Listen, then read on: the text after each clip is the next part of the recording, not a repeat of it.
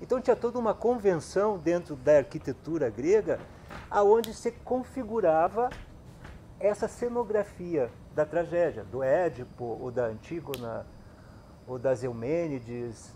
A discussão que ocorria no palco, ela já estava contornada por uma arquitetura. É claro, daí a gente pode pensar, ah, mas dizem que os gregos tinham cenário nas peças. E tinham, mas não sempre tiveram, né? Eurípides, que foi um dos últimos tragediógrafos famosos, digamos assim, começa a colocar cenografia. Então eles têm algumas invenções cenográficas que perpetuam até hoje como solução técnica para mudanças rápida de cena.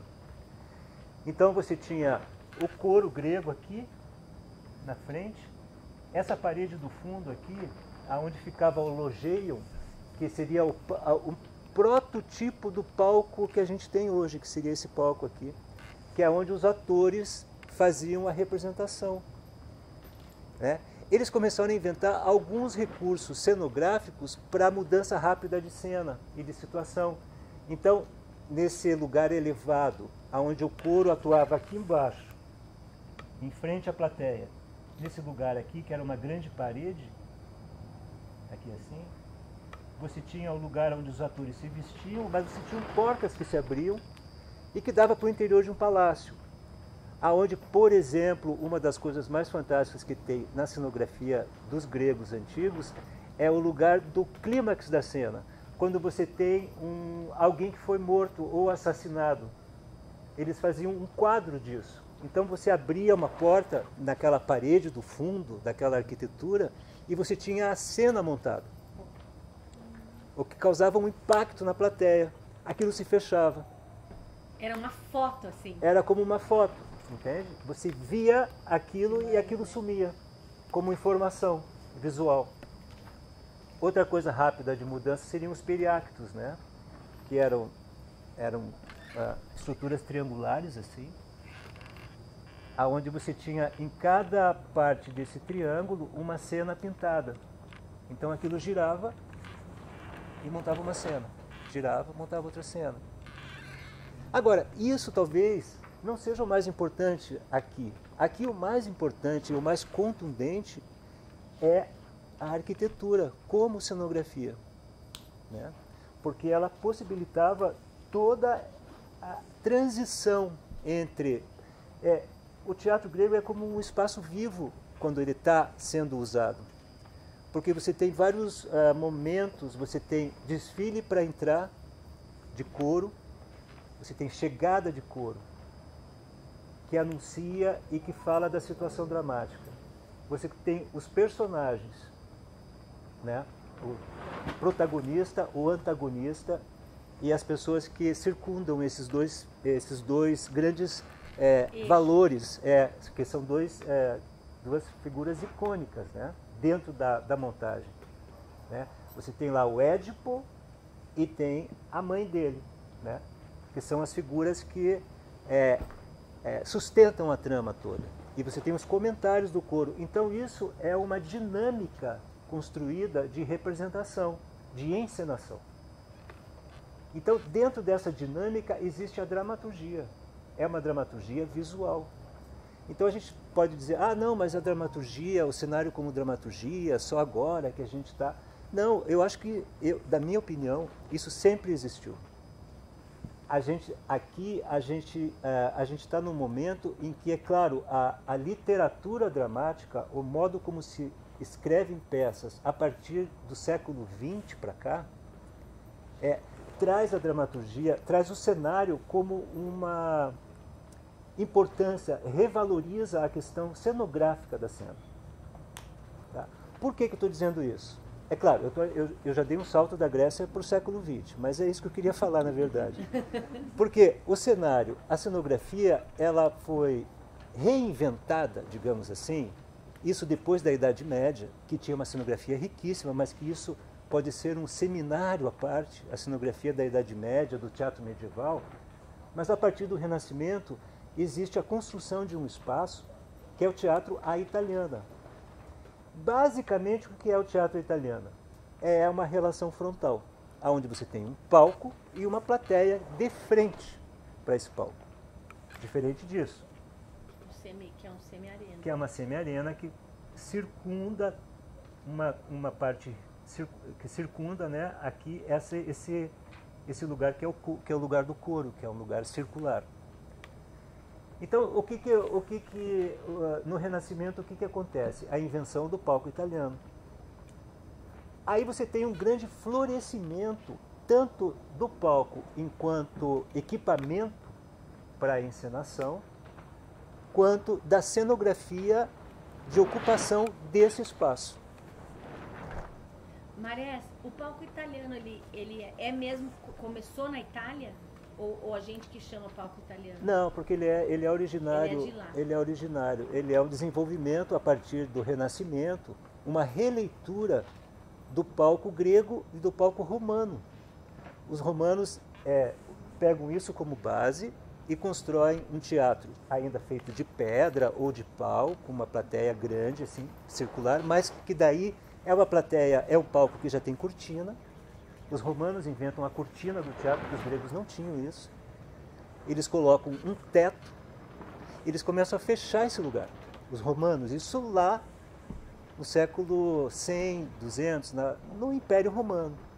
Né? É um grande desenvolvimento em Roma desse tipo de teatro, que era um teatro levado mais à sátira social, à comédia. Ele nunca chegou em importância à tragédia grega, em termos de literatura dramática. Mas o teatro romano, ele é rico na parte da comédia. Por exemplo, tem Plauto, Terêncio, que são dois grandes escritores de literatura dramática levada para a comédia, que são romanos. Né? Mas o que o pessoal na Renascença faz? Na Renascença tem um movimento muito importante, que é a releitura dos clássicos. E quando a gente fala dos clássicos, a gente está falando da Grécia e de Roma, no Ocidente. A releitura dos clássicos faz com que os arquitetos e os urbanistas do Renascimento reconstruam as cidades. E, nesse momento, há uma recuperação e um desenvolvimento de uma técnica de construção e de desenho e de representação pictórica que a gente conhece até hoje, que chama perspectiva. Ou seja, você tem um ponto e você tem linhas de fuga desse ponto. Você constrói,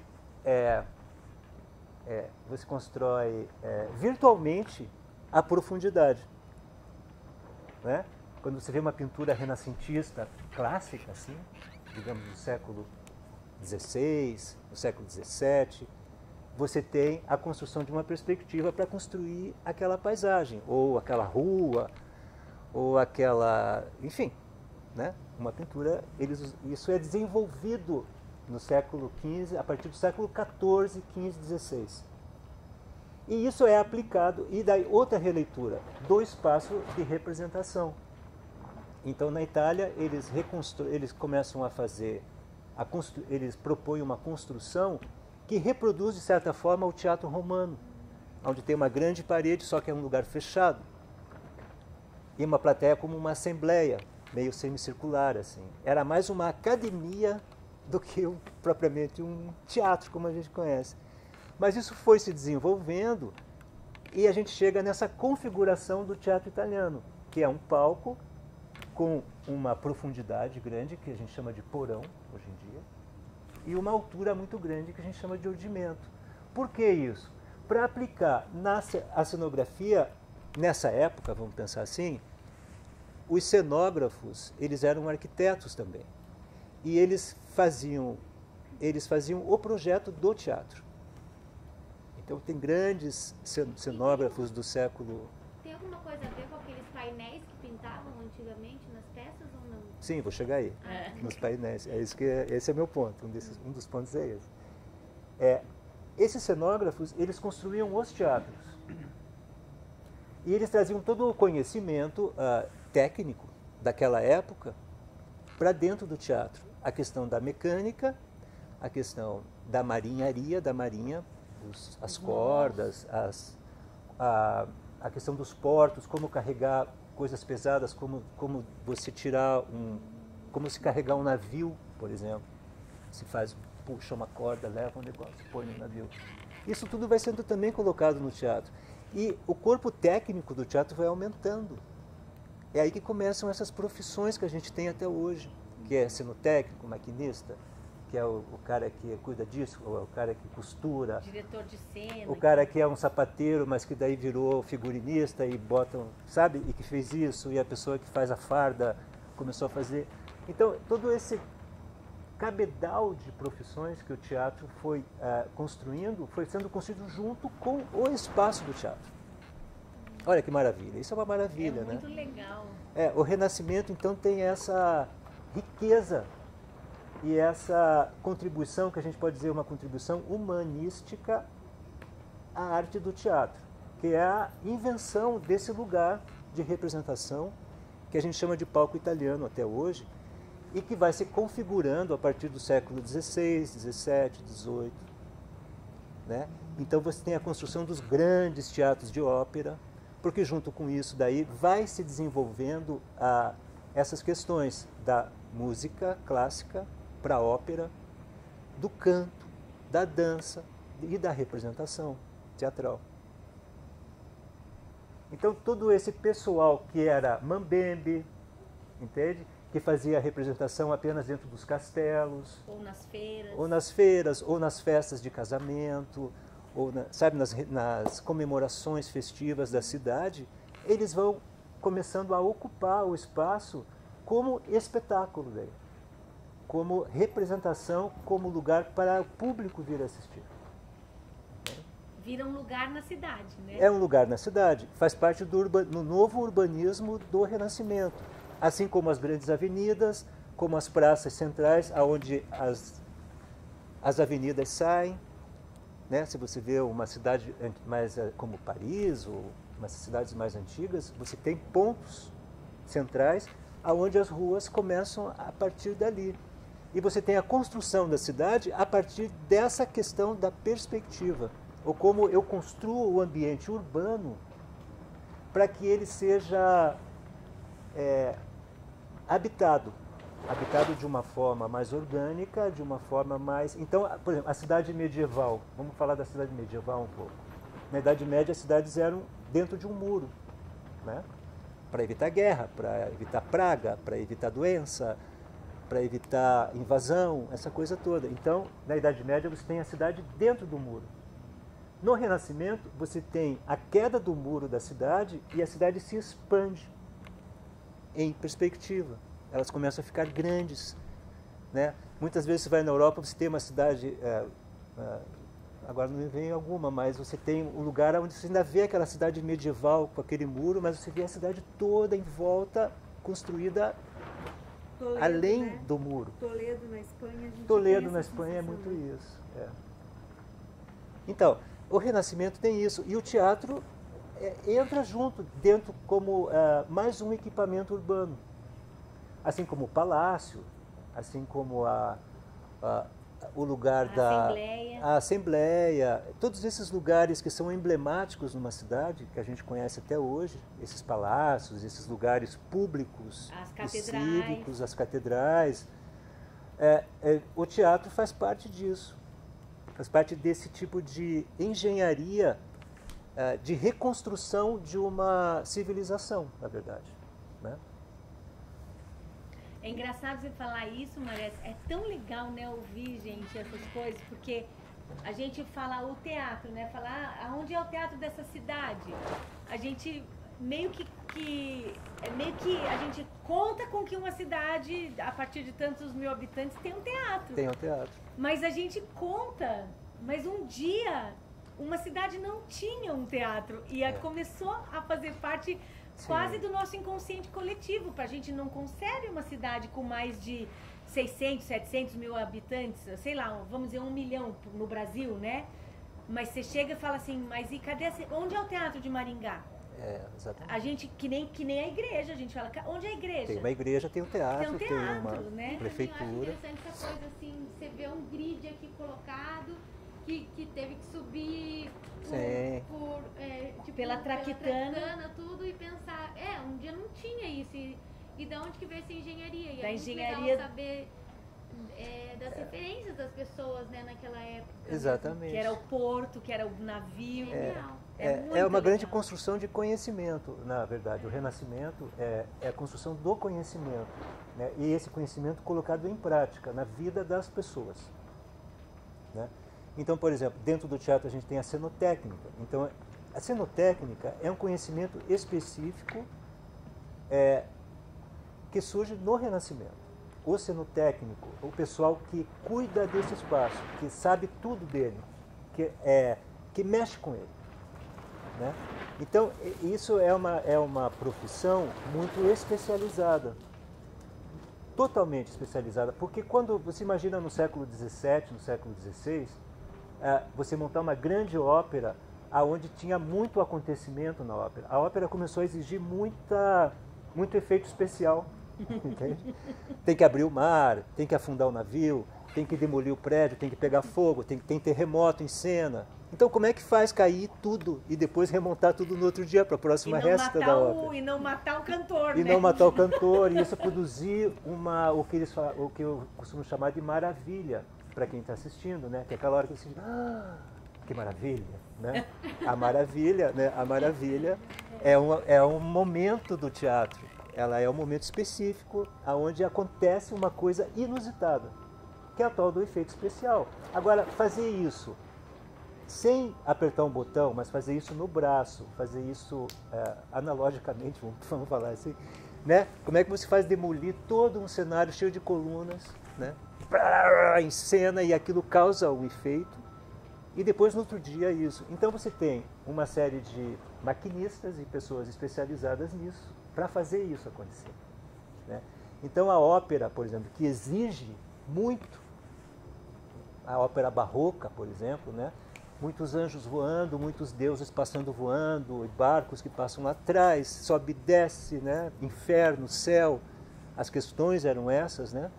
As questões da época, como que isso era animado em cena, né? Como isso era animado. Isso é função do cenógrafo. Então o cenógrafo começou a ter uma importância, como eu estava falando antes, uma importância fundamental em termos do espetáculo e de como que visualmente ele carregava aquela dramaturgia que estava escrita apenas. Porque é fácil você dizer, né? Abre o mar. Abre-se o mar e atravessam as caravelas e os índios atacam e depois tem uma grande chuva e um terremoto e todo mundo afunda. Sei lá, como é que você faz isso, né? Então, e isso era, você pode imaginar que isso era o filme de efeito especial da época, né? É verdade. Feito ao vivo e a cores ali, no braço, vamos pensar assim, né? No braço da galera. Tinha um monte de gente, né, na técnica. Um monte de gente, você tem registros de que, assim, 300 pessoas trabalhando. Nossa. Atrás de cena.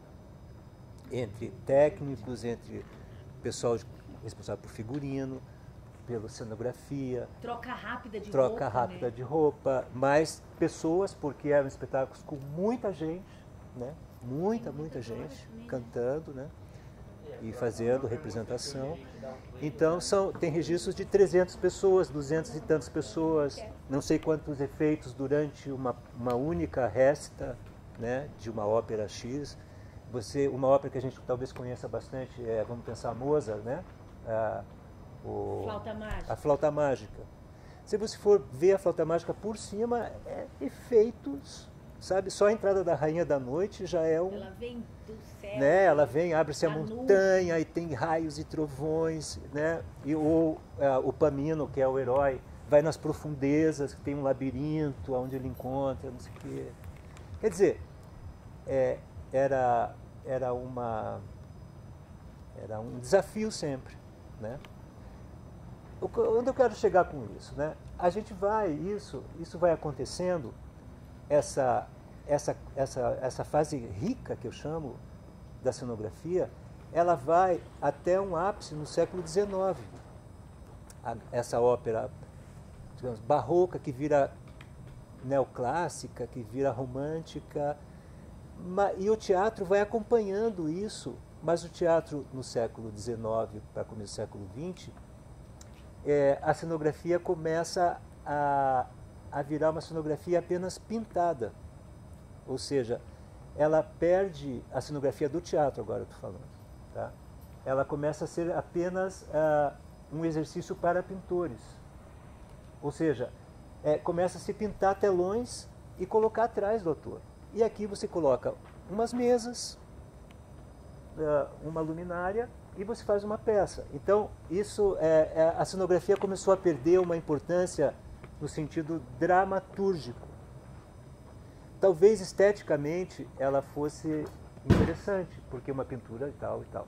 Mas ela começou a ser apenas um exercício do trompe-l'œil, que seria uma pintura rápida e de efeito. E de óleo. Uma pintura rápida, como uma pintura a fresco, que você vai e faz rapidamente aquilo, e aquilo já serve para aquela peça, como serve para outra peça também. Entende? Então, pegava emprestado, tipo, a gente precisa de uma paisagem. A gente precisa de uma paisagem, manda aí. Pega aqui do lado. Só que agora precisa de um sofá. Põe esse sofá aqui que já foi usado. Tá bom esse sofá? Sabe assim? Era muito nesse sentido. Então, até o final do século XIX, início do XX, tinha essa questão. Outra coisa que agravou muito a questão da cenografia, que é o naturalismo. Era você imitar a vida real em cena. Tudo que estava aqui tinha que funcionar como se funcionasse na sua casa. Da senhorita Júlia. Não, nem tanto a senhorita Júlia, porque daí o Strindberg ele já rompe dramaticamente com a questão do diálogo ou da linearidade da peça, que era um diálogo comum. Entende? Strindberg ele já entra dentro da psique do personagem. Isso é uma virada dentro da dramaturgia, que faz com que a cenografia tente acompanhar essa virada. Entende? Isso é importante. Quando tem Ibsen, Strindberg, todos aqueles autores que vêm do naturalismo, mas eles começam a se aprofundar numa psicologia do personagem. Ou seja, a memória começa a vir em cena. Antes não, antes era a vida real em cena. Não tinha memória, ninguém lembrava. Ou tinha lapsos de memória, ou tinha esquecimentos, ou tinha uma vertigem e vinha todo o passado em cena. Essa coisa épica do passado. Entra uma coisa do impressionismo também junto, né? Muito do impressionismo. E já é uma leitura sobre a realidade, É uma leitura sobre a realidade, exatamente. A pintura acompanha isso, né? Ai, e depois gente, você tem o expressionismo, que é a exacerbação do sentimento. Do sentimento do personagem. É o sentimento à flor da pele. Está fora. Ele está fora até da figura, de tão forte que o expressionismo...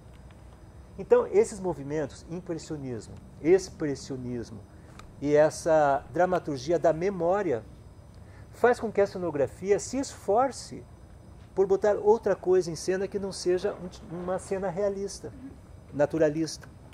Entende?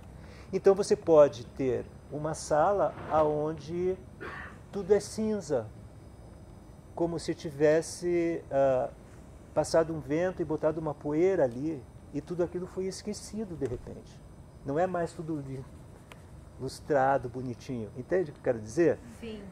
Ou seja, esses movimentos de dramaturgia no começo do século XX, eles provocam o cenógrafo, nesse sentido.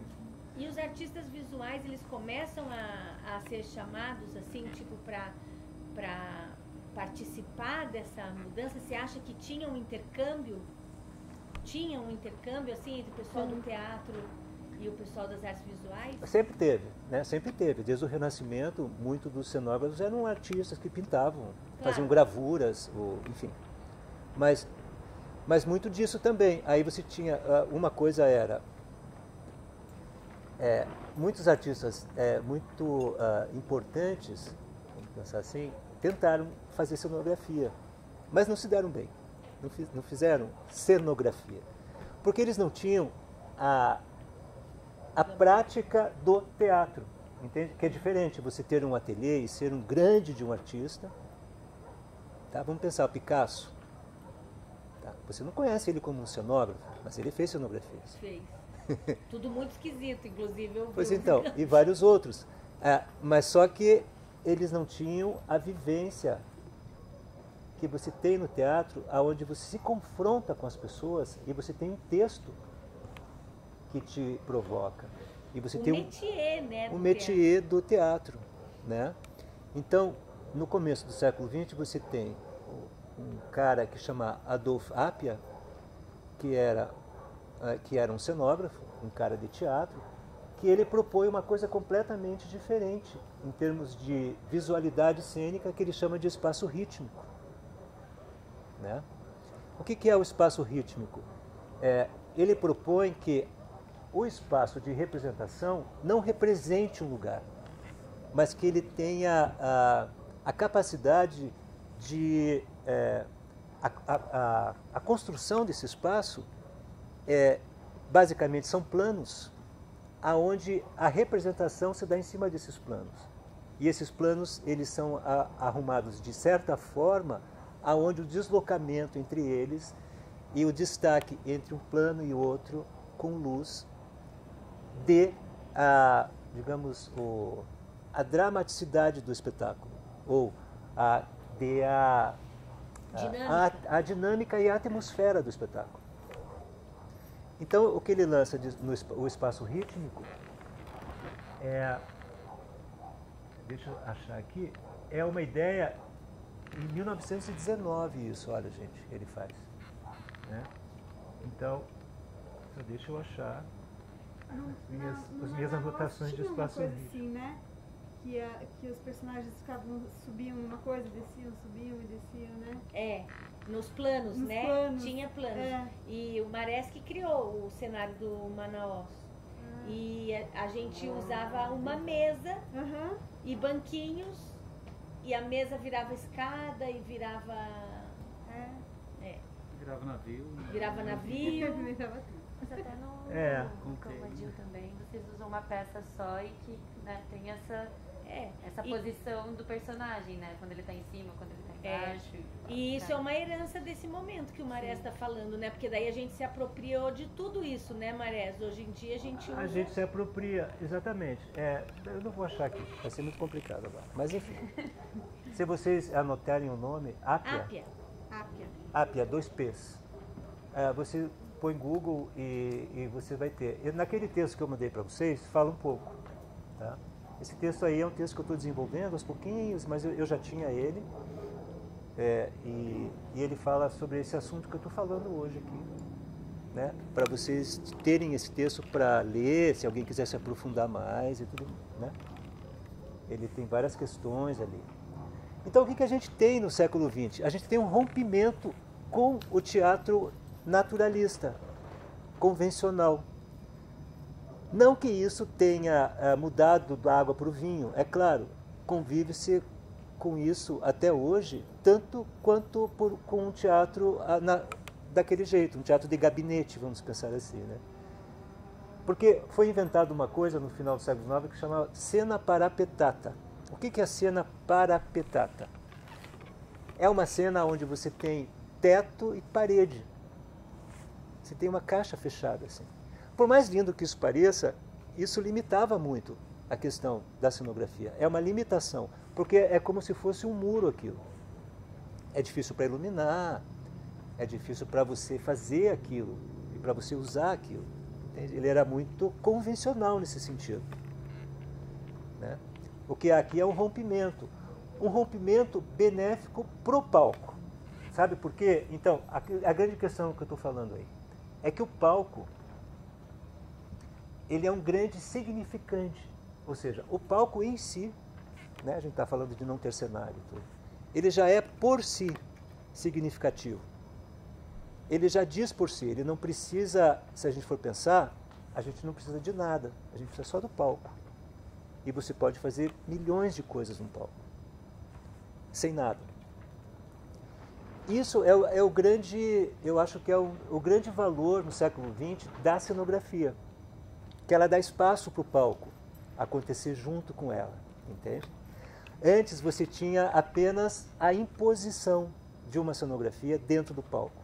O palco era só um lugar que a gente escondia atrás da cenografia. Ele era apenas uma moldura ou apenas um suporte desconsiderado. Porque quando se considera o suporte, até é interessante. O suporte, digamos, na pintura, a tela, né? Você dá valor àquela tela. Você não quer só mostrar o que está pintado, você quer mostrar o contexto onde está a coisa pintada. O contexto onde está a coisa pintada. Então, a cenografia no século XX tem esse valor de recuperar o palco. Então, quando você vê uma cenografia instalada, mas você percebe que aquilo é um palco, que não é só o cenário, por mais lindo que ele seja, por mais envolvente, você vê o palco como significante e ele está dialogando com a cenografia e dizendo, olha, eu estou aqui também, eu estou dizendo isso, estou dizendo aquilo. É um grande acontecimento, sabe assim? Estético, cultural, ético. Ético por quê? Porque existe um respeito histórico, de tradição daí, com esse lugar. Entende? Eu não estou dizendo respeito de reverenciar, eu estou dizendo respeito de você transgredir esse palco. Você transgride o palco, mas você transgride dialogando com ele. Não dando cotovelada, não se impondo na frente dele. Entende? E esse é que é o grande. interessante, né, Marés? Porque você começa falando de um palco que era explicitamente um palco, né, lá na Grécia. O palco era um palco e acontecia ali tudo, e a cenografia era o próprio palco e o entorno. Isso. E agora a gente não é mais igual, mas é irmanado com isso de novo, né? É irmanado com isso. O palco é um palco, um teatro, e a gente reconhece que é o espaço de representação, de apresentação. Né? O século, teve os pensadores, digamos, vamos pensar assim, os caras que lutaram por isso no começo, isso foi a primeira metade do século XX, né? E o Appiah, que eu citei, mas vários outros. Craig, acho que fez também. Gordon né? Craig, que é um inglês. A gente tem o Meyerhold, que é um outro encenador russo. Né? Discípulo do Stanislavski. Discípulo do Stanislavski, que depois rompe com o Stanislavski e vai fazer o trabalho dele, né? E ele constrói uma cenografia e uma ocupação do palco onde é quase como uma máquina, o que ele constrói sempre, uma máquina de representação, onde ele constrói todo um modo de ser dos atores, em cena, né? Um método. Né? Aí você tem todos os outros que a gente conhece, você tem o Peter Brook, você tem, enfim, milhares. Mas isso já é discutido lá nos anos 30, entende? Você tem grandes movimentos estéticos no Ocidente, como a Bauhaus, lá na Alemanha, que é uma escola de design, onde é repensado tudo isso também, né? Então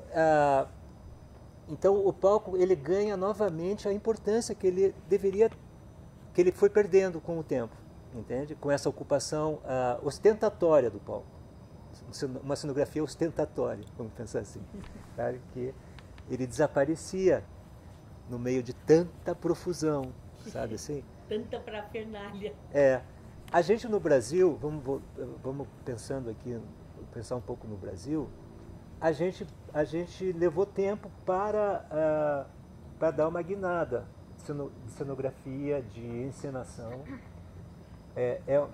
Isso acontece mais nos anos 40, você veja só, nos anos 40, muito raramente.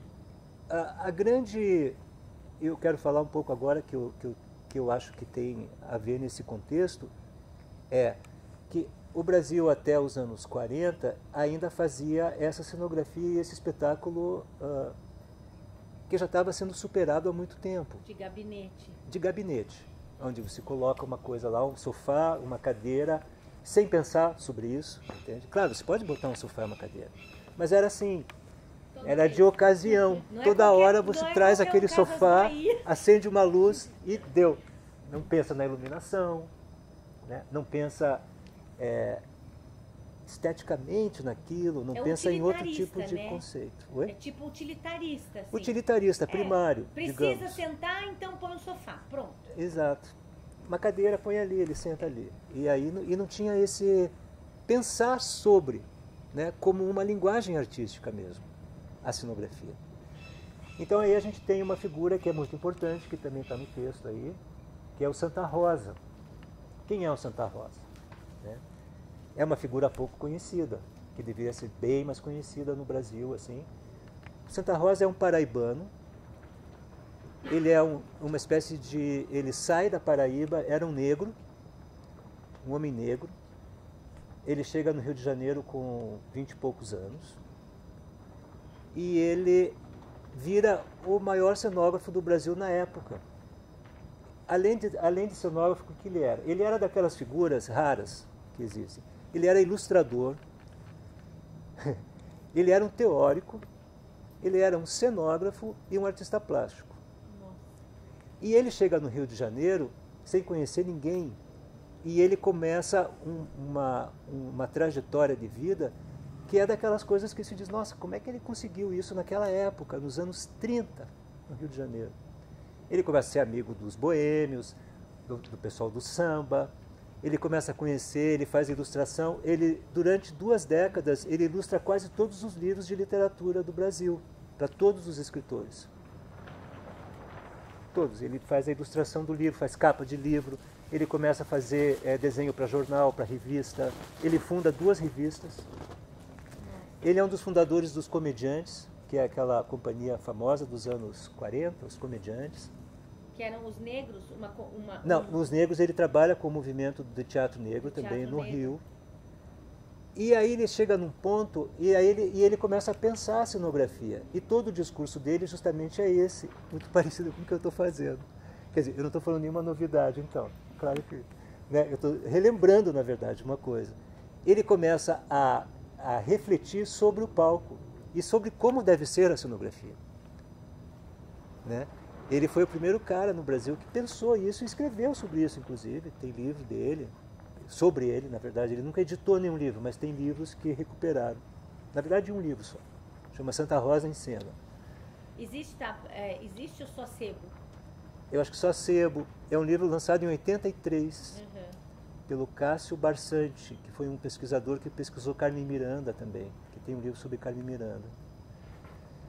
Enfim, e aí uma das coisas que ele defendia era isso, de os cenários não serem mais com um telão pintado, né, uma cadeira e uma luminária, e serem em planos. Porque ele era um cara muito culto, ele tinha uma biblioteca imensa, que ele montou durante a vida dele, e ele estudava todos esses caras, que eram os pensadores da Europa, sobre cenografia. Ele tinha todo esse material. E ele concordava com isso e aplicava isso nas cenografias dele. Então aí chega aquele ponto que você diz, que é quando cai um raio naquele lugar, e aquilo é o acontecimento, é quando Nelson Rodrigues, que era um jovem dramaturgo, começa a escrever as peças dele e escreve Vestido de Noiva. Nelson Rodrigues, nessa época, só tinha escrito mais 2 textos e um deles só encenados. Eu não lembro agora qual era o texto. Mas ele era um cronista também, né? Escrevia A Vida Como Ela É, toda aquela literatura do Nelson Rodrigues que a gente conhece. E ele escreve Vestido de Noiva, que é um marco da dramaturgia escrita no Brasil, já, de cara, né? Porque é uma peça que mistura realidade, memória e alucinação. Né? Então, a memória, a lembrança, a alucinação de um acontecimento, sobre um acontecimento, né? Trata de um casamento e é uma peça construída não linearmente no tempo. Ela tem flashes o tempo todo. Ela não tem uma linearidade de tempo assim. Só isso já é bem revolucionário. Bastantão. E aí, os Comediantes, que é esse grupo que o Santa Rosa ajudou a fundar, eles estavam procurando um texto há já 3 anos ou 4, se não me engano, que falasse do Brasil. Eles tinham montado outras coisas, nunca deu certo, mas eles sempre estavam atrás desse texto. E aí aparece o Nelson Rodrigues com esse texto, e eles acham que esse texto é o texto que eles estavam procurando, e eles resolvem montar o Vestido de Noiva.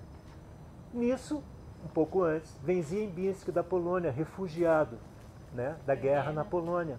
Ziembinski foi um ator e ele já era um diretor na Polônia, ligado ao movimento expressionista lá na Polônia. Então, essas pessoas se juntam. Você imagina, Ziembinski, Nelson Rodrigues e o Santa Rosa para montar Vestido de Noiva.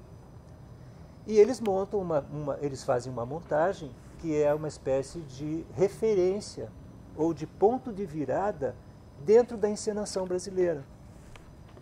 Porque o cenário do Santa Rosa é construído em planos. E tem escadas de acesso, tem rampas, mas eles são dois planos.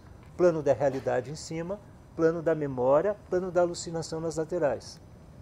Ele constrói um objeto cênico, mais do que um cenário. Que está em diálogo frontal com o texto. Com o texto. Ou seja, aquele texto do Nelson Rodrigues só poderia ser ensinado num espaço como esse. Entende? Aonde... E aí o que acontece com o Ziembinski, o diretor? Além dele dirigir tudo isso, ele exige que seja reequipado o teatro. Foi no Teatro Municipal do Rio de Janeiro. Com luz, que não tinha equipamento suficiente. E aí eles equipam o teatro. Eles equipam o teatro com refletores, com mesa de luz, e daí tem a primeira peça onde eles têm 140 efeitos de iluminação durante o espetáculo. São 140 mudanças de luz. Coisa que nunca tinha acontecido no Brasil. Então, isso causou um ponto de virada dentro da cenografia. E enlouqueceu as pessoas, né? Porque e as pessoas ficaram assim, né? Quando estreou, se eu não me engano, foi no Vestido de Noiva aqui, porque na estreia a plateia não sabia como reagir direito. Começou a gritar, chamar ele de louco, de mas daí os aplausos, as crônicas falam, né? Os aplausos começaram bem... como é que chama? Bem pequenos. Tímidos. Mas foi aumentando e foi uma ovação no final. Foi. Mas ainda antes porque as pessoas demoraram um tempo para entender aquilo. Já ficou todo mundo meio avariado. Diz que foi uma sensação de revolução mesmo dentro do teatro. Exatamente. É muito legal pensar isso. Né? É muito legal. Isso foi em 43. Então, vocês vejam. Dali para cá, a cenografia, a gente teve esse momento que é fundamental, é fundante, assim, sabe? Por quê? Não apenas pelo Vestido de Noiva, mas por todas as questões que isso levanta. Uma das questões fundamentais é a questão da luz como elemento dramático, né? Porque isso é usado como elemento dramático, não apenas para iluminar uma sala, mas como elemento dramático na cena, para dar contexto àquela situação, àquele confronto, né, que está acontecendo. As mudanças de tempo e espaço, a luz ajuda nisso, junto com o objeto, o cenário, com a cenografia. A mudança de dimensão, né? Mudança de dimensão, mudança de tempo, né, de percepção de tempo. Aqui é passado, aqui é presente, aqui é uma alucinação, né, das personagens em cena. E a outra que me interessa bastante é essa questão do palco.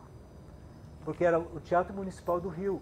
Só que a cenografia, você olhando ela, e vocês podem pesquisar isso, o Vestido de Noiva, Nelson Rodrigues, vocês vão perceber que ela está um pouco deslocada do palco. Ela está um pouco para cá, assim. Tem um espaço, e você vê todo um espaço vazio do palco, o resto. Então, tudo aquilo significava com aquele objeto. Porque o objeto estava ali, como é que eu posso dizer? Ele estava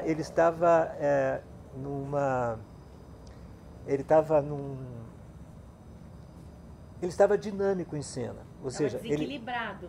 Estava num equilíbrio precário. Ele estava num equilíbrio precário, mas ele estava dinâmico, vibrando. Ele estava numa vibração no mesmo lugar, em relação ao contexto do palco. Isso é o mais interessante para mim, pelo menos, como cenógrafo, porque ele era um objeto aonde que pedia que o palco mostrasse. Entende? Ele não estava se mostrando, ele pedia que o palco mostrasse ele. Aquele palco do Teatro Municipal está mostrando esse cenário. é diferente de você implantar um cenário onde o palco fica mudo. Ele dava voz. Lá atrás. É. Então, porque o palco, ele é, como eu já falei, ele é um grande significante. Se a gente for voltar às significâncias do palco, a gente pode dividir ele em 3 partes fundamentais. A gente pode dividir ele no inferno, que é lá embaixo, na realidade, que é aqui, e no céu, que é lá em cima. Porque ele tem esses 3 lugares, né, que são tradicionais e convencionais nele. É de convenção. Quando abre um porão aqui, você cair para baixo, ou você vai para o inferno, ou você morre, ou você é soterrado, ou você vai para o purgatório, né? Aqui você conta a história disso tudo. Se precisar vir um Deus ou uma coisa, ele vem de lá. Um anjo passa, vem de lá. Entende? Então o palco tem esses lugares onde eles já significam por si, historicamente. Né? Você tem para lá é isso, para lá é aquilo. Você convenciona, né? Assim como no teatro elisabetano na Inglaterra, Shakespeare, né? Ele fala, lá vem os soldados, não sei o quê. Não vem soldados, mas ele descreve toda a batalha lá na floresta, tal. E o público imagina aquilo. Está lá a floresta. Só que lá no castelo, está lá o castelo. Né? Então, vocês vejam como o palco ele é rico junto com uma dramaturgia. E aí, conforme o uso que você dá para ele vira dramaturgia. Quer dizer, ele conta uma história. Né? Então, por exemplo, daí a gente começa a pensar na dramaturgia de um Beckett, Samuel Beckett, né? Do Genet, ou de um autor do absurdo, aonde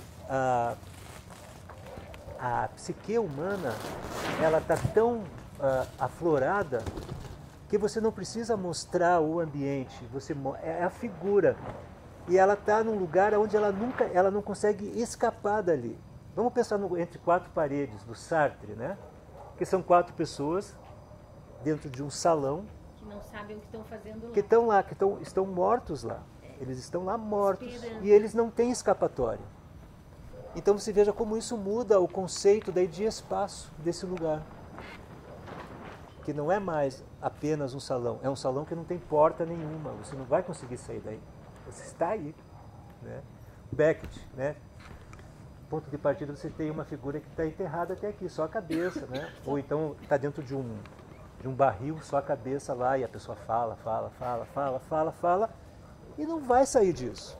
Ela não vai escapar disso. Nada.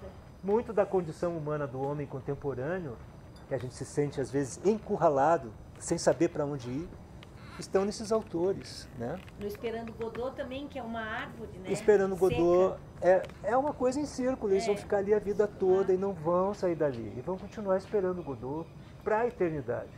Quer dizer, fala da condição humana. Não fala de um personagem que tem um tio, que tem uma avó, que vai lá e que vai voltar, ou que vai viajar, ou que chegou. Eles estão nesse lugar. Vai para uma questão da humanidade deles. Né? Exatamente. Sai da coisa da interpretação de um indivíduo. É quase uma coisa arquetípica. Assim. Isso. É como uma coisa arquetípica, da condição humana. Então tudo isso se reflete no espaço onde eles estão. É importante a gente ter isso bem na cabeça. Assim. Cada texto, ou cada roteiro, cada proposta de cena, você tem que pensar e perceber muito bem aonde aquilo está acontecendo e por que aquilo está acontecendo e quem são aquelas figuras. Porque às vezes aquelas figuras não são figuras naturalistas ou realistas como a gente imagina, mas elas são arquétipos, elas são máscaras, elas são apenas sentimento, né? Elas são coisas. Né? Então daí às vezes pode brincar com coisas em cena. Né? Tem um cenário que eu fiz que o abajur caía de lado, assim, quando todo mundo ficava triste, o abajur ficava triste também, né? Ele fazia né? Então, parece brincadeira, mas também pode ser sério isso. É muito sério. Esperando Godot.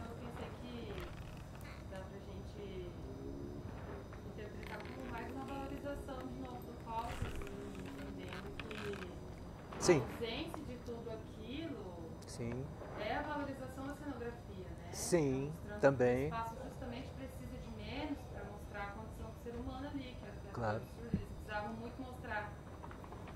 Exatamente. Não tinha como colocar tudo aquilo em cena no cenário pós-guerra, né? A condição humana estava sendo muito devastada, então talvez assim, sim. mais uma valorização da cenografia sim. com a ausência das... A questão da guerra é muito importante dentro da dramaturgia. Isso já é um estudo bem à parte, assim, mas é uma coisa que eu tenho assim, de vez em quando eu dou uma lida em umas coisas, mas você veja, na Primeira Guerra Mundial, que foi um conflito mundial assim dos mais terríveis que já aconteceram, né? Aonde as pessoas iam para morrer, né? Elas sabiam que iam morrer lá, ou que iam sofrer muito já, mas iam pessoas muito jovens, né? E elas iam para o fronte e elas viam elas vivenciavam não apenas a guerra ou atirar de espingarda de um lado para o outro, mas elas vivenciavam a maldade humana. O que o homem fazia com o outro. Então, há relatos não, isso é evidente, elas voltavam para casa sem palavras. Elas não sabiam como descrever aquilo. Então, os casos de depressão, os casos de, sabe assim, as pessoas que voltavam da Segunda Guerra também, mas na Primeira tem muito relato sobre isso. É porque a Primeira era com a mão. Era muito mais... com a mão. Assim, era trincheira, né? A trincheira, era trincheira, né? Ver a pessoa sangrar até morrer. O outro já tinha bomba, já tinha né, escopeta. Já tinha... Hoje em dia você aperta botão e pronto, ninguém vê nada. Ninguém vê nada, tá tudo anestesiado. Apenas quem sofre. Mas então, a falta de como eu falo essa história. A questão é essa aqui pra gente. Como que eu conto essa história, essa experiência? Então, as pessoas perderam a capacidade de contar uma história do começo ao fim. Entende? As pessoas voltavam da guerra, elas contavam flashes, pedacinhos. Entende? Então, isso, na dramaturgia, se reflete de que forma? De uma dramaturgia que não é linear no tempo, é uma dramaturgia fragmentada. A fragmentação da dramaturgia, ou do romance, ou da ficção, depois da Primeira Guerra, ela muito influenciada por esse espírito da época, que é não relatar a experiência, mas relatar pedaços de vivência, trechos, uma vivência, um flash. Porque quando você passa alguma coisa traumática, exato, você não fica com ele, porque toda a nossa memória é construída, né? Mas nesses momentos de trauma é muito mais É desconstruído. muito normal você ver crianças que passaram por trauma que não lembram de tudo. De tudo. Deveria dar só de como flashes. Imagens. Eu tava... Então você pode perceber isso muito, só para concluir, muito na dramaturgia, mas também na ficção escrita, no romance, conto, na pintura. Na pintura você vê, né? Você vai ver um livro do Francis Bacon ou de enfim, vários. Considerados esses pintores modernos do século XX, a figura já é distorcida, um pedaço de mão para cá, um pé para lá, né? Que sai daquela pintura acadêmica, acostumada com a perspectiva, com tudo bonito, com o céu azul. Isso é um reflexo do século XX, onde começa esse tipo de confronto mundial entre nações, da falta de perspectiva de trabalho, de dinheiro, da fome, da desigualdade social, entende? Está tudo dilacerado, né? A dilaceração que a gente está chegando, digamos, no século XXI sem resolver esses problemas ainda. Esses problemas são muito atuais. O Cão Vadio tem tudo a ver com isso. E aí surge o cabaré, né, Marés? Que também tem a ver com esse momento. Eu acho tão legal pensar esse momento onde a estrutura teatral é bombardeada, né? Então existe um momento em que a gente perde a segurança em estar no teatro, porque ele era alvo de bomba, era alvo. e eles vão para o subterrâneo. E a cenografia daí também sofre uma alteração porque é precário demais, né? É urgente fazer, fica super político. E não é precário, mas é bem o que você falou, assim, a precariedade, o que você está falando do teatro do absurdo, ela acaba fazendo também eles pegam para si a precariedade, né? Não fala assim, eu queria botar um abajur, pega lá um abajurzinho e põe aqui, tem que seja todo ferrado. Não tem esse pensamento, é tipo, não tem. Não tem. Né? Não tem, vamos assumir o que é. Exato, a gente tem muitas vezes que assumir a precariedade dentro do teatro, né? Hoje em dia a gente faz isso toda hora, todo, né? Eu faço isso já há 40 anos e algumas momentos você tem uma produção, você tem condições e não sei o que, parece uma beleza, mas na maior parte do tempo você trabalha com a precariedade, com a falta de recurso, com a falta de espaço, com a falta de material, com a falta de recurso humano. Você trabalha com essas questões, né? E você aí, por isso que eu estava até comentando com a Ana Rosa, a gente é muito flexível e maleável e a gente se adapta. Se você não tiver esse espírito de adaptação no teatro, fica difícil. Porque você não pode ser muito exigente. Entende? Você vai ter que usar uma Hellerman. Você vai ter que usar Você vai ter que usar o barbante para aprender o negócio, porque você não vai ter a Hellerman. A Hellerman, A Hellerman Não, a Hellerman é o máximo.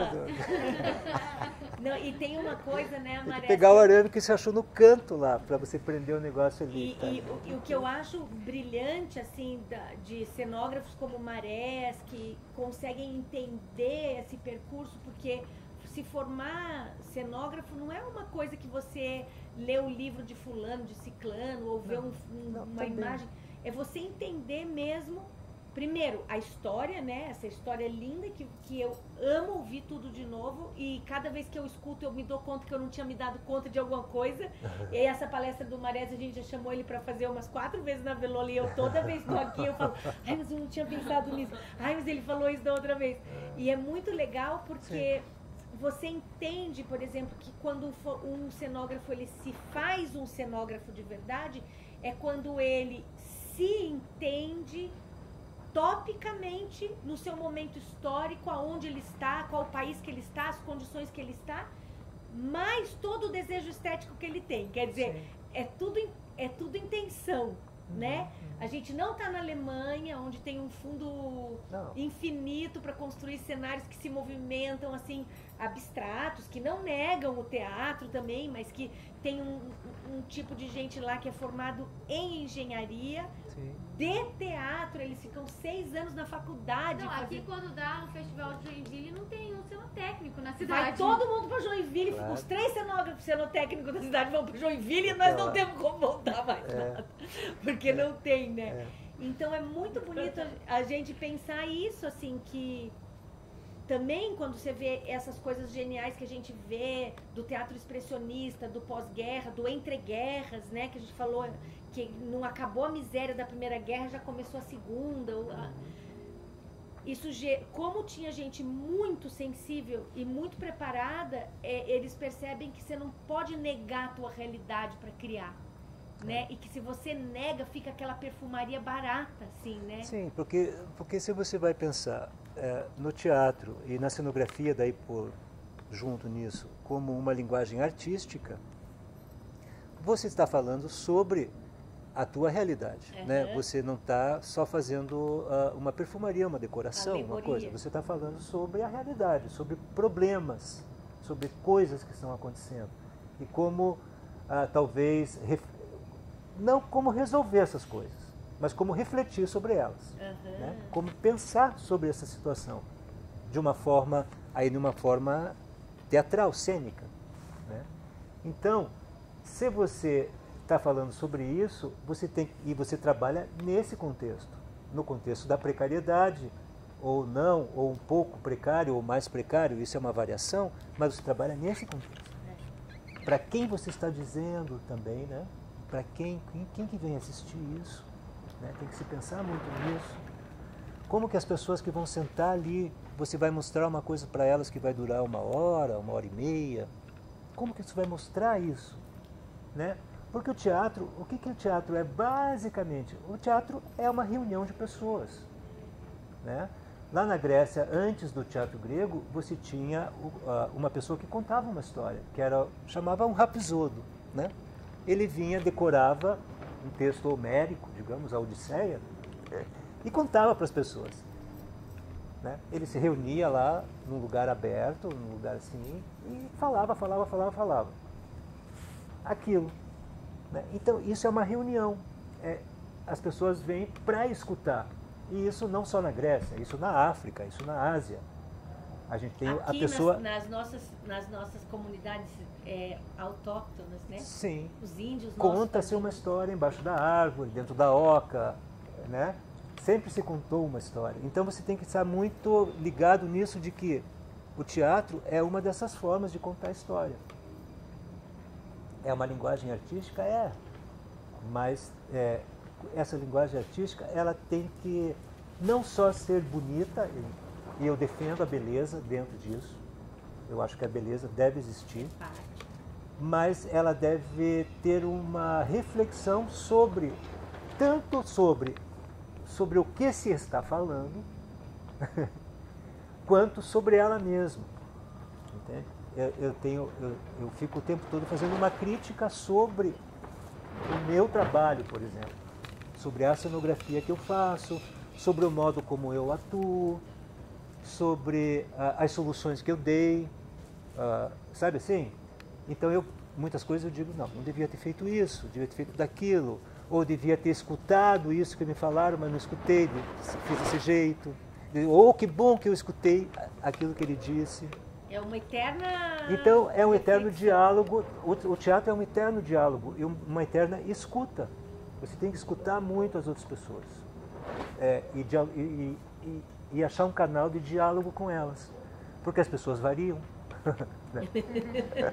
Você trabalha com várias pessoas. Variam. Né? Variam, as pessoas variam.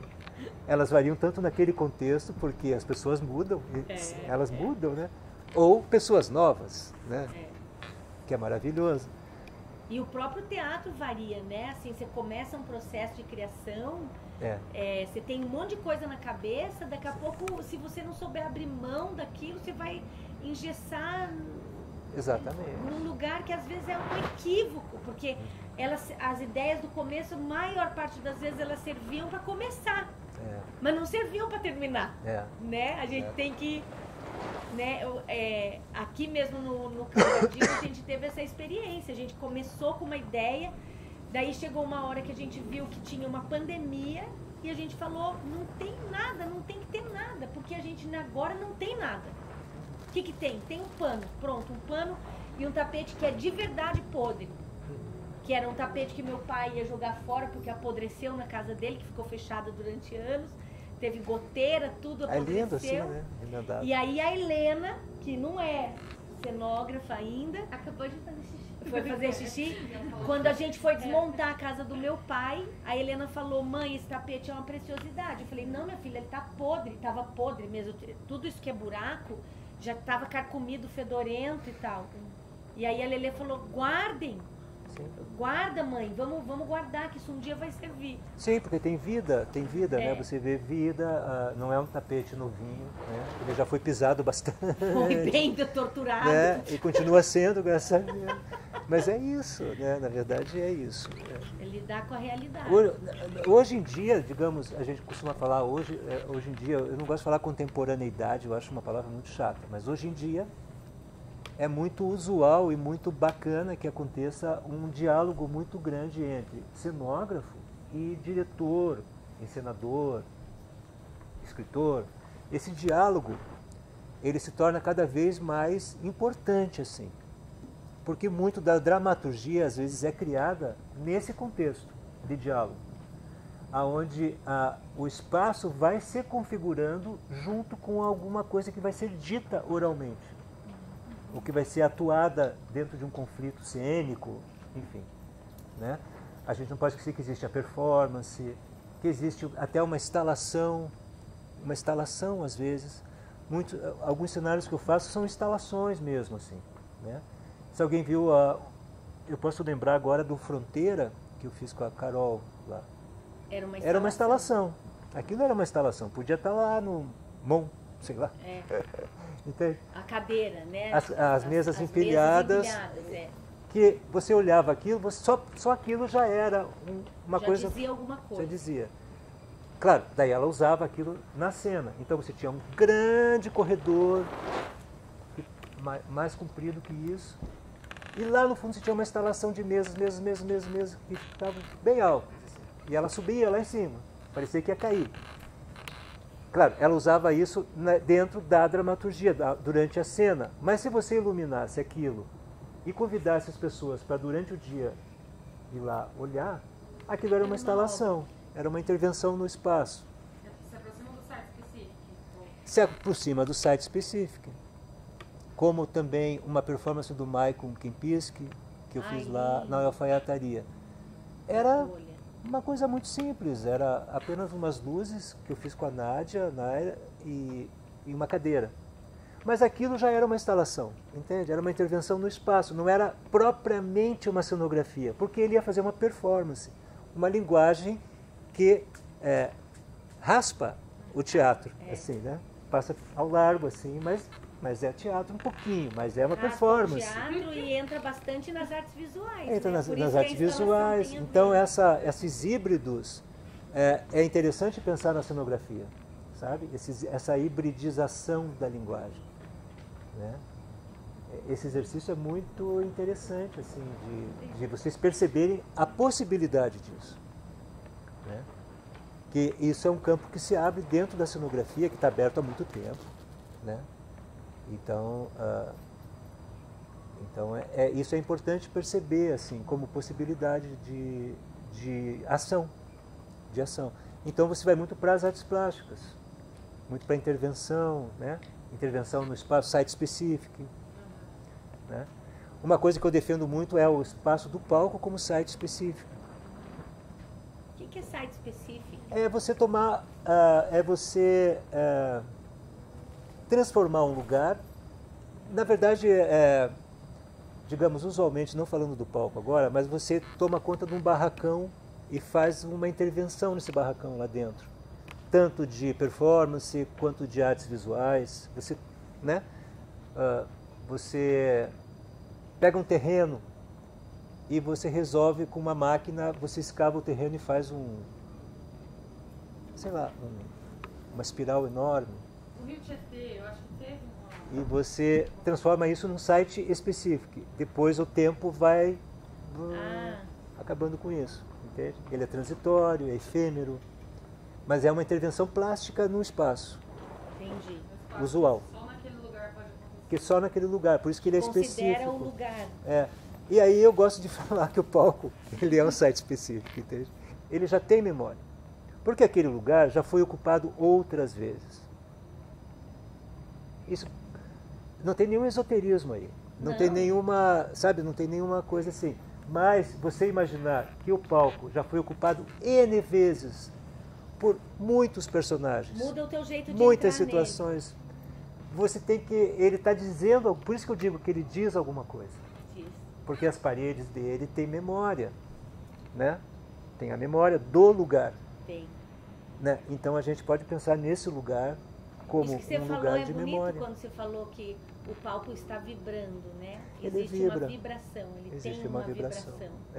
E tanto é que a gente, quando foi embora da casinha da Portugal, a gente fez todo um ritual, que a gente é tudo maluco, brincalhão, assim, mas de alguma maneira a gente sabia que a casa ia ser destruída e virar um estacionamento.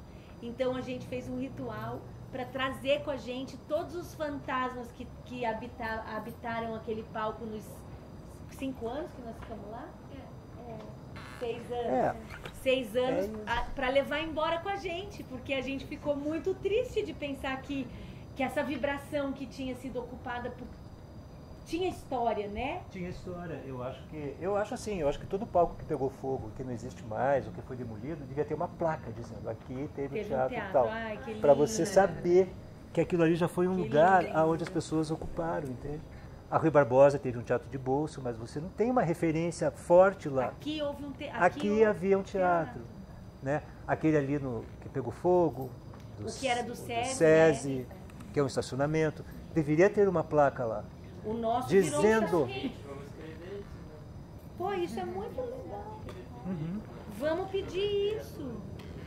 E outros, tem outros. Fiquei com uma curiosidade para saber o que você pensa sobre, quando você falou que a performance raspa o teatro, pensando na cenografia e na performance, assim, porque a performance tem várias linhas também, e daí a gente pode, talvez uma interpretação seja que se você monta um espaço cenográfico para a ação acontecer, a ação performática acontecer em algum lugar, aquilo pode deixar de ser performance, se transformar numa cena. Sim, aí depende do performer, da proposta dele. Você pode montar um espaço. Eu queria saber o que você pensa disso. Olha, eu não gosto de pensar em limite para nada. Assim, eu também não. Não, é claro. Não, eu acho que tudo que é possível. Eu acho que é possível se pensar cenograficamente para uma performance. Eu também. Então, por exemplo, eu já fiz coisas com o Maico, que é um performer bem conhecido, aqui de Curitiba ele, né? Mas que ele é super considerado, em que eu fiz uma cenografia para ele fazer a performance. A performance não era ensaiada, tinha um conceito e tinha uma ação que ele deveria desenvolver naquele lugar. Mas eu fiz, por exemplo, eu não sei se vocês viram o Terrário, que era numa galeria que tinha ali em cima, no alto da 15, uma sala branca, grande.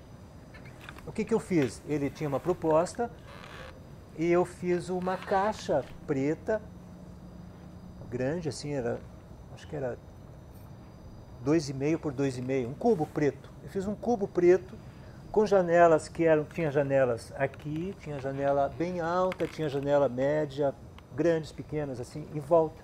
Então as pessoas espiavam ele lá dentro. Ele entrava por cima e ficava lá dentro. E o que ele fazia lá sempre era diferente, dentro da proposta dele. Mas eu fiz esse lugar para ele fazer. No caso, um pouco também uma performance sua, talvez. Sim, Também. sim, porque é que nem o caso das cadeiras. Eu fiz uma instalação nesse lugar, que era um cubo branco, uma galeria. Então você podia visitar aquilo, se você quisesse. Legal.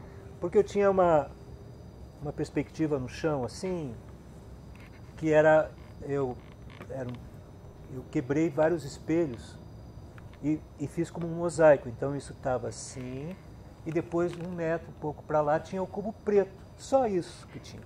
A luz era dentro dele. E tinha um refletor aqui, mas isso era para a hora do espetáculo, quando ele entrava. Lá, podia ser uma coisa, era uma coisa para ser vista. Você podia ir lá e ficar tirando conclusões sobre aquilo. Olhando, né? O vazio lá dentro. Olhando o vazio lá dentro, que tinha areia, sabe? Então, eu acho que você pode criar com o performance, com o performer, digamos assim, que nem eu já fiz com a Michele Moura, com o Maico. Você pode criar com eles o lugar, você pode propor a eles esse lugar, e daí se eles aceitam, é uma junção de ideias, entende? Por exemplo, a questão das cadeiras lá, voltar lá, que chamava Fronteira.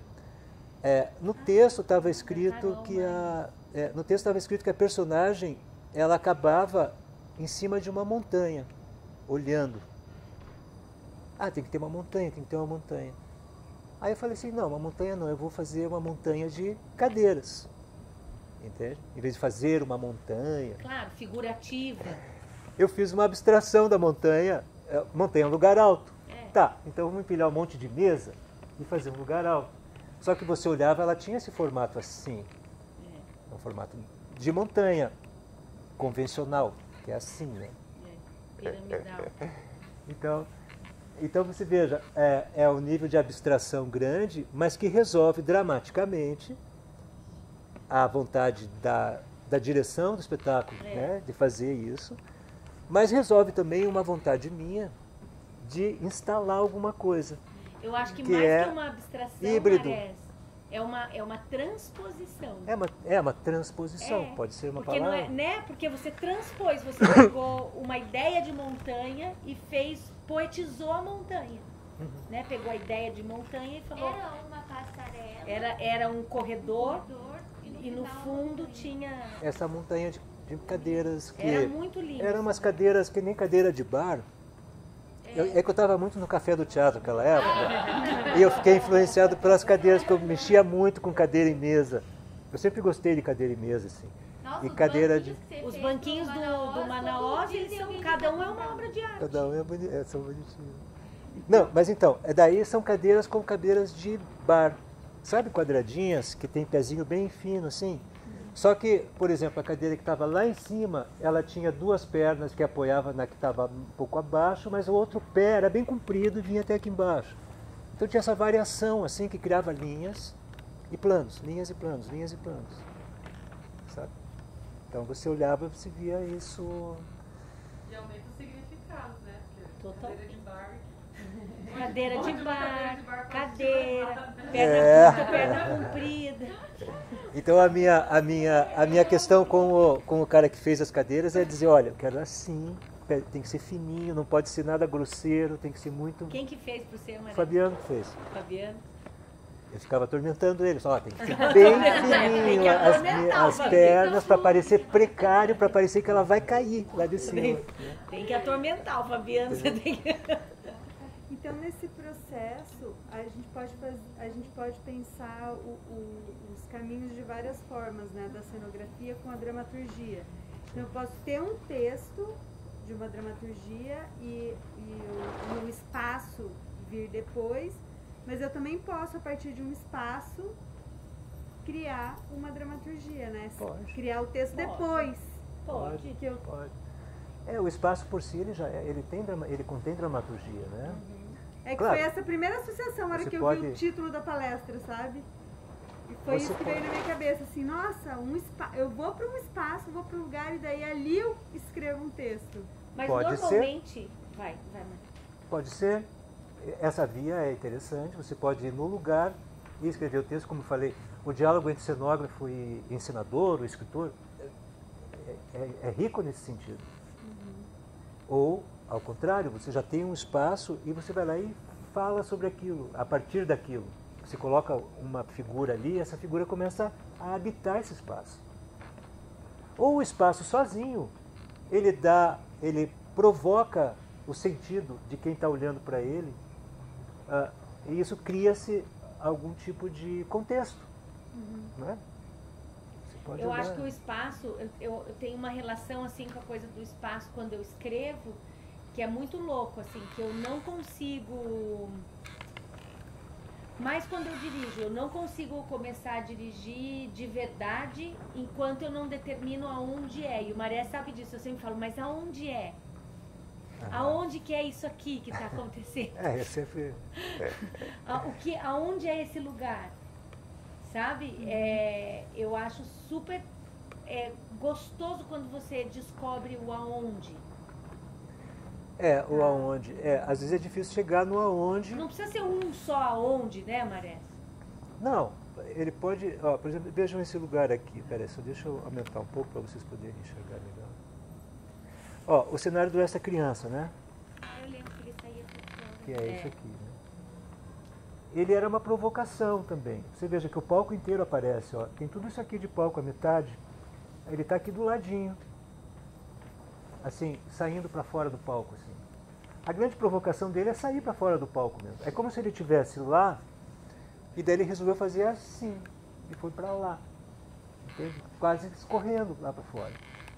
Então isso provocava na plateia um desconforto, principalmente para quem sentava logo aqui assim, porque a pessoa via o espetáculo aqui. Ele proporcionava vários ângulos de visão do espetáculo. Você não perdia o espetáculo, mas você via diferente.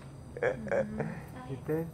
Então, um dia eu estava na plateia sentado e um cara falou, nossa, mas eu não coube. Ele falou assim pra mim.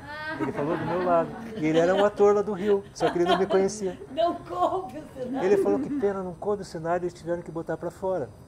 Eu fiquei quieto, né, só escutando. Ele falou que pena, né, ele não ficou lá. Quer dizer, na cabeça dele, ele teria que ficar do proscênio para trás. Entende? E ele avançava 3 fileiras para frente. Assim. aquele lugar não podia ser vendido, ele estava em cima. Mas fazia parte do cenário. O cenário era isso, entende? Era invadir a plateia. Ele invadia a plateia. Eu até ia falar disso quando estava falando. Então era um cenário que tinha uma vontade, embutido, você podia ler, que ele tinha a vontade de sair do palco, de sair daquele lugar. Entende? De certa forma ele estava em concordância com a dramaturgia, porque a dramaturgia falava o quê? Ela falava de famílias. São 10 cenas falando de pais e mães e filhos. E sempre alguém estava querendo fugir, ou alguém tinha já fugido, ou alguém estava preso, mas tinha um conflito sempre assim, nesse sentido. Então ele, como esse objeto, as 10 cenas aconteciam aqui, nesse espaço, ou a pessoa, ou o ator descia aqui para o piso do palco mesmo, sabe? Então o cenário acabou acompanhando esse pensamento, essa coisa que existia na dramaturgia já, na obra, entende? Que era a situação da fuga, do desespero, o que eu estou fazendo aqui? Eu quero sair daqui, mas eu não posso, tem um monte de situações que me prendem e tal e tal. Mas isso é uma onde? É na vontade de sair. Aonde acontece a peça? Na vontade de ir embora, na vontade de escapar.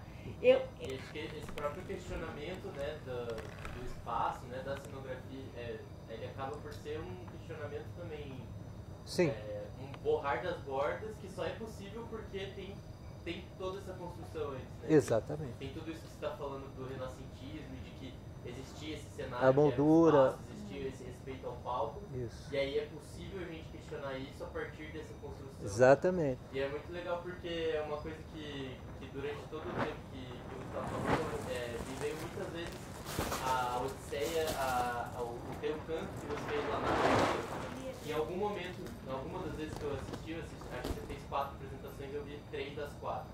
E em alguns momentos me vinha, quando você esfregava aquela tinta preta e tal, e começava a ficar tudo bom. Duas coisas me vieram durante a palestra agora. Uma delas é que se você tirasse o texto, aquilo era uma performance em si, né? Totalmente. Sim. E a segunda coisa é que considerando que o espaço era uma caixa preta de todos os cantos, né?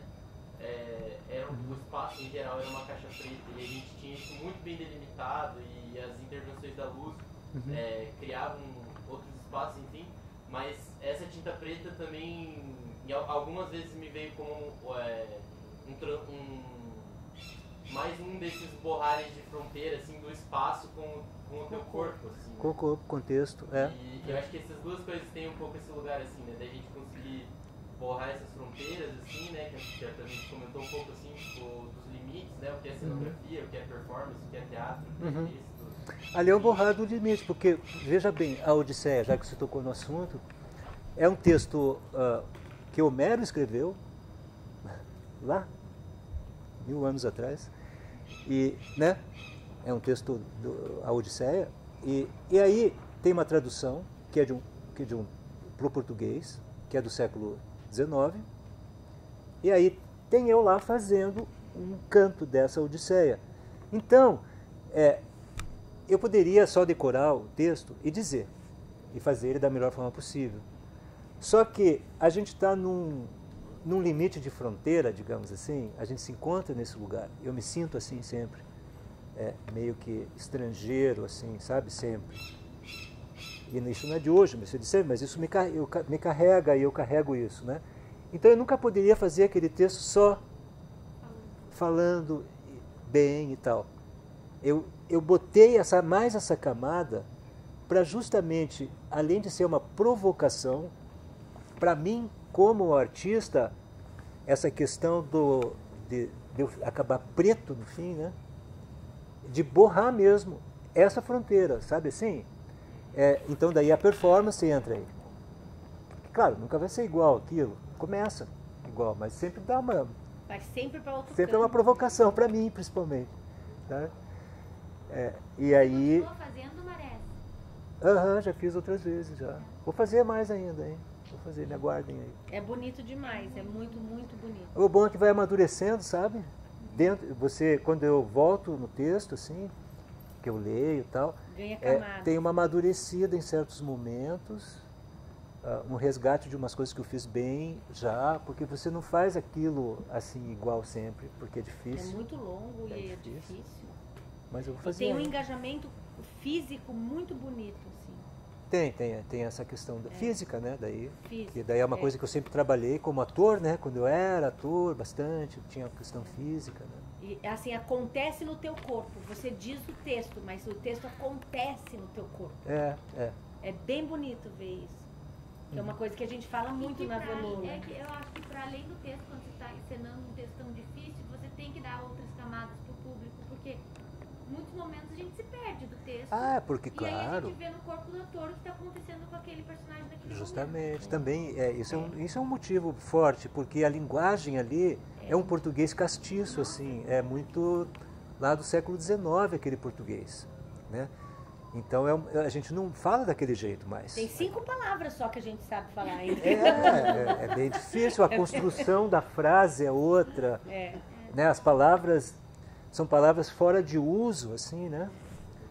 Então, que precisam linguistas às vezes para. É verdade, mas é lindo demais. Mas é lindo. Esse exercício é muito lindo também, né? Sim. Você ouvir a tua língua e falar, essa língua se movimentou de tal maneira que eu não entendo mais a minha língua, né? O português. Essa, o português essa é rico demais. É rico demais. É muito lindo isso. Só poço e posso já é 2 palavras, né? Que você diz que fala poço ou falo posso, né?